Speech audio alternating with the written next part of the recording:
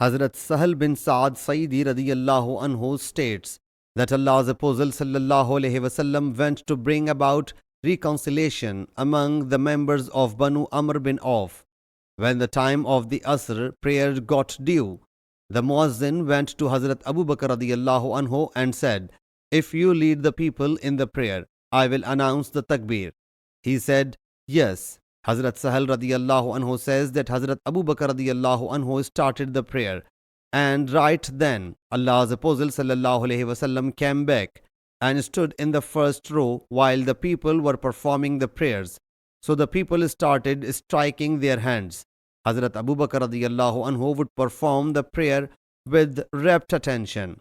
But when the people frequently struck their hands, he paid the attention and saw Allah's Apostle sallallahu alaihi wasallam in the prayer. Allah's Apostle sallallahu alaihi wasallam beckoned to him to continue leading.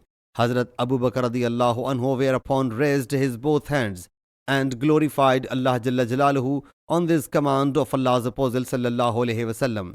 Then Hazrat Abu Bakr radiyallahu anhu drew back and joined the first row, and the Prophet sallallahu alaihi wasallam stepped forward and lead the people in the remaining part of prayer.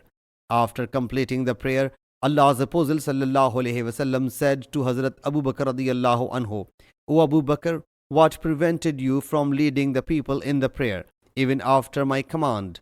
Hazrat Abu Bakr radiyallahu anhu said, "The son of Qahafa cannot lead Allah's Apostle sallallahu alaihi wasallam in the prayer." Allah's Apostle sallallahu alaihi wasallam then faced the companions and said, "Why were you striking your hands with each other so frequently? If something happens during the prayer, you should say Subhanallah, glory be to Allah Jalla Jalaluhu. When Subhanallah is pronounced, the Imam will get alert. However, the women should strike one hand with the other." Sahih Muslim Hadees number 948.